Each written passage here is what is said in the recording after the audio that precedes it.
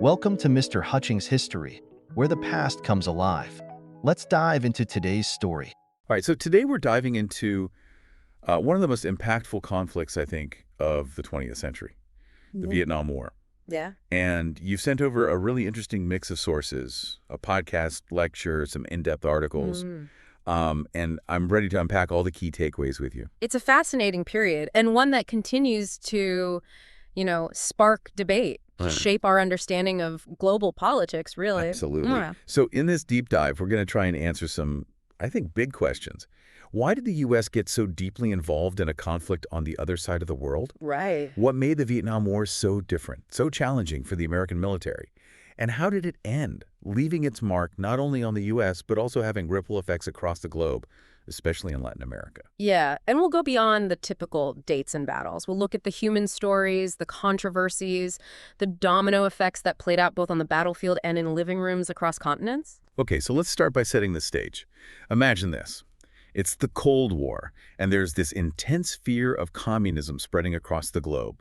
Leaders are looking at a map, and they're seeing dominoes, each domino a country. Right. One falls, the next one falls, and so on. This right here is the domino theory in action. And Vietnam became a very, very important domino. Yeah, the domino theory, popularized by President Eisenhower, really gripped American foreign policy. The idea was if Vietnam fell to communism, then all of Southeast Asia could follow, leading to a cascade of communist takeovers. And we can even see echoes of this in Latin America, where the U.S. intervened to prevent leftist movements, often citing the domino theory as justification. So how did this theory actually translate into real-world actions? Well, it's closely tied to the U.S. policy of containment. This wasn't just about preventing the spread of communism. It was about actively pushing back against it. Think of it as a giant chessboard with the U.S. and the Soviet Union making strategic moves all over the world.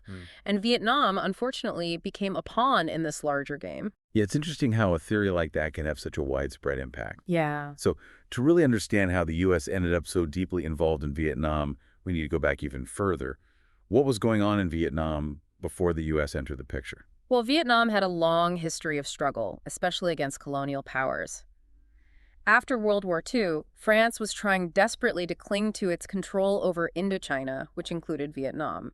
But they were facing fierce resistance from the Viet Minh, a nationalist movement led by Ho Chi Minh. And the Viet Minh were not backing down, right? Absolutely not. They fought a grueling war against the French, culminating in their decisive victory at Dien Bien Phu in 1954. This defeat forced the French out and led to the Geneva Accords, which temporarily divided Vietnam into North and South. This division was supposed to be temporary, with elections planned to reunite the country. But as you might guess, things didn't go as planned. So this is where the U.S. really steps in, right? Exactly. Seeing Ho Chi Minh's communist government in the north as a threat, the U.S. started to provide support to the South Vietnamese government. They feared that a communist Vietnam would be that first domino, setting off a chain reaction across Southeast Asia. And how did that initial support evolve into direct military intervention? Well, it was a gradual escalation. Under President Kennedy, the U.S. increased its military advisors in South Vietnam, training and equipping the South Vietnamese army. Kennedy believed in counterinsurgency tactics, aiming to help the South Vietnamese government win the hearts and minds of the people. But this limited war approach would soon change. The Gulf of Tonkin Incident in 1964 seems to be the turning point. Right. While the details of the incident are still debated, the alleged attacks on U.S. Navy ships in the Gulf of Tonkin gave President Johnson the justification he needed to dramatically increase U.S. involvement in Vietnam. And that's how we get the Gulf of Tonkin Resolution, which essentially gave Johnson a blank check to escalate the war. Exactly. And escalate he did. Within a few years, hundreds of thousands of American troops were on the ground in Vietnam, fighting a war that would prove far more complex and challenging than anyone anticipated. The Vietnam War was unlike anything the U.S. military had faced before. Yeah. Instead of large-scale battles on open terrain, they were fighting a guerrilla war against the Viet Cong and the North Vietnamese army. Reading through these accounts, it's incredible how much the terrain itself played a role. Can you imagine fighting in dense jungles, never knowing where the enemy might be hiding? It was a constant challenge. The Viet Cong used these intricate tunnel systems, to move supplies and launch surprise attacks. Wow. And then you have the Ho Chi Minh Trail, a network of paths and roads that ran through Laos and Cambodia, allowing the North Vietnamese to send troops and supplies into South Vietnam. It seems like a logistical nightmare for the U.S. forces. It was. The U.S. tried to counter these challenges with strategies like search and destroy missions, where troops would try to locate and eliminate enemy units. They also launched massive bombing campaigns like Operation Rolling Thunder, aimed at disrupting supply lines and demoralizing the enemy. But despite all this firepower, the war dragged on.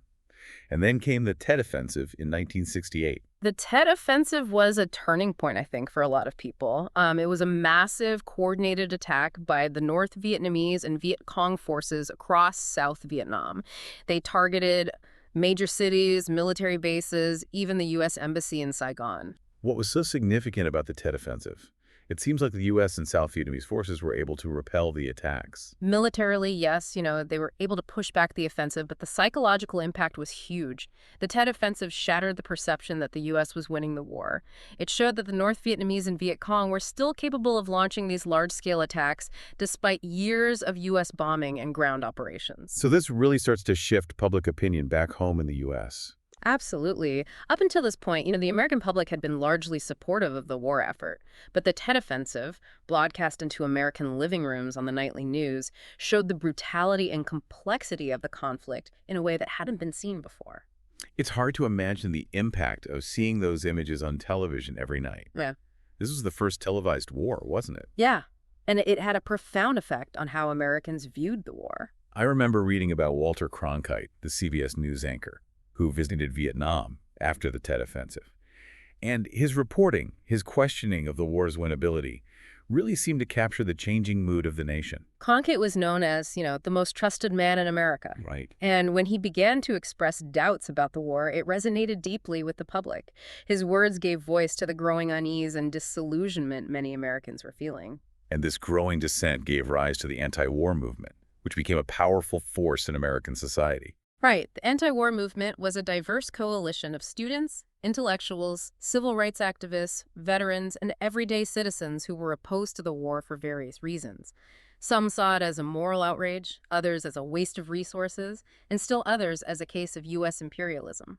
They organized protests, marches, teach-ins, and draft resistance campaigns demanding an end to U.S. involvement in Vietnam. And this wasn't just happening on college campuses, right? No, this was happening in cities and towns across the country.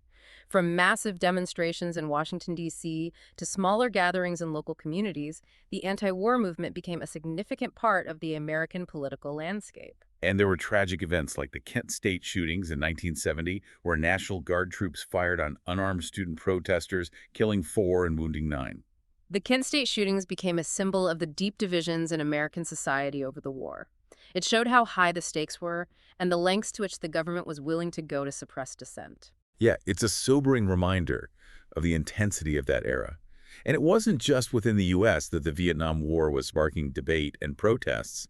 The conflict had a huge impact on Latin America as well. Yeah, the Vietnam War had a profound effect on Latin America, fueling anti-imperialist sentiments and inspiring social movements across the region. Many saw the war as a clear example of U.S. interventionism, a powerful nation interfering in the affairs of a smaller country. It resonated with Latin America's own history of U.S. intervention, didn't it? Absolutely. Many Latin American countries had experienced U.S. military intervention or economic pressure throughout their history, so the Vietnam War served as a powerful symbol of U.S. imperialism and the need for greater autonomy and self-determination. And we see this reflected in the widespread protests against the war throughout Latin America. Yes.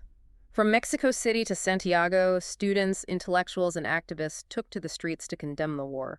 Leading figures like Gabriel García Márquez and Fidel Castro used their platforms to denounce U.S. actions in Vietnam, connecting it to broader critiques of U.S. foreign policy in the region. There was also the Tricontinental Conference in Havana in 1966, which brought together revolutionary groups from across Latin America, Asia, and Africa. The Tricontinental Conference was a pivotal moment, I think. It highlighted this growing global opposition to U.S. imperialism and the Vietnam War.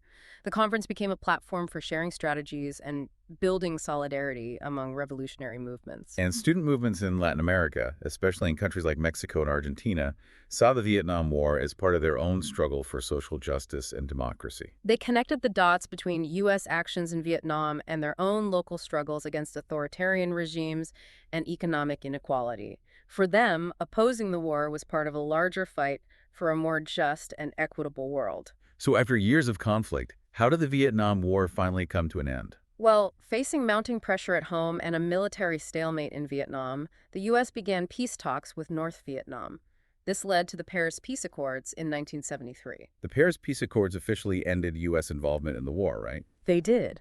The accords called for a ceasefire, the withdrawal of U.S. troops, and the return of American prisoners of war. But as we know, the peace was fragile. So even though the U.S. pulled out, the fighting between North and South Vietnam just kept going. It did, yeah, unfortunately. The South Vietnamese government, without the full support of the U.S., really struggled to hold its ground. And then just 2 years after those Paris Peace Accords, Saigon falls to North Vietnamese forces. Exactly. 1975, North Vietnamese tanks rolled into Saigon, effectively ending the war and reunifying Vietnam under communist rule. The images of helicopters evacuating people from the U.S. Embassy rooftop, it's pretty striking. It became a stark symbol of the war's chaotic end and the U.S.'s ultimate failure to prevent the fall of South Vietnam. Yeah, it's powerful, a haunting image. And it really drives home the human cost of this conflict. Over 58,000 American lives lost and the number of Vietnamese casualties, it's staggering. Yeah, it's hard to even fathom. The Vietnam War left a profound scar on both nations, and its legacy continues to be debated, analyzed by historians to this day. There's no, I don't think, single easy answer to the question of what the war meant, both for the U.S. and for Vietnam. I was reading about the different historical perspectives on the war, orthodox, revisionist, post-revisionist, and new left. It seems like each one offers a different lens through which to view the conflict. Each perspective brings its own insights and interpretations. Orthodox historians, for instance, tend to view the war as a well-intentioned but ultimately flawed attempt to contain communism. They often focus on the military aspects of the conflict and the challenges faced by U.S. policymakers. Then there are the revisionist historians who offer a much more critical view of U.S. involvement. Yeah, revisionist historians really challenge those assumptions of the Cold War and question the U.S.'s motives in Vietnam. They often highlight the role of Vietnamese nationalism and argue that the U.S. underestimated the resolve of the North Vietnamese and Viet Cong. And the post-revisionist, do they kind of try to find some common ground between those views? They do. They attempt to synthesize different perspectives, acknowledging the complexities of the war and moving beyond, I think, simplistic explanations. They often emphasize the unintended consequences of U.S. actions and the limitations of American power. And the new left historians? New left historians often frame the Vietnam War within a broader critique of U.S. imperialism and global capitalism. They see the war as an example of the U.S.'s pursuit of economic and political dominance, often at the expense of smaller nations. It's fascinating how such a singular event can be interpreted in so many different ways. What strikes me is that there's no single definitive narrative about the Vietnam War. That's right, yeah. It's a conflict that continues to challenge us to think critically about the past, question assumptions, and grapple with, I think, difficult questions about war, power, and intervention. Studying the Vietnam War, even all these years later, feels incredibly relevant today.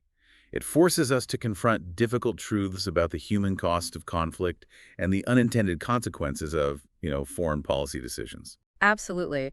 The lessons of Vietnam resonate in contemporary discussions about interventionism, the use of military force, and the complexities of global politics. It reminds us that history isn't just this collection of dates and events, but a living narrative that shapes our understanding of the world. If you could go back and ask just one question to someone who lived through the Vietnam War era, what would it be? What perspective would you want to understand better? That's a good question. I think I would want to hear from someone who was on the ground in Vietnam, whether a soldier or a civilian, and ask them how the war impacted their lives, their beliefs, their hopes for the future. It's a reminder that beyond the grand narratives and the political debates, there are countless individual stories of courage, loss, and resilience. Stories that deserve to be heard and remembered. I agree, yeah. Those stories are essential to understanding the true impact of the war, not just on a national level, but on a human level. This has been an incredible deep dive. I think you've given us a lot to think about. And to our listener, we encourage you to continue exploring this topic further.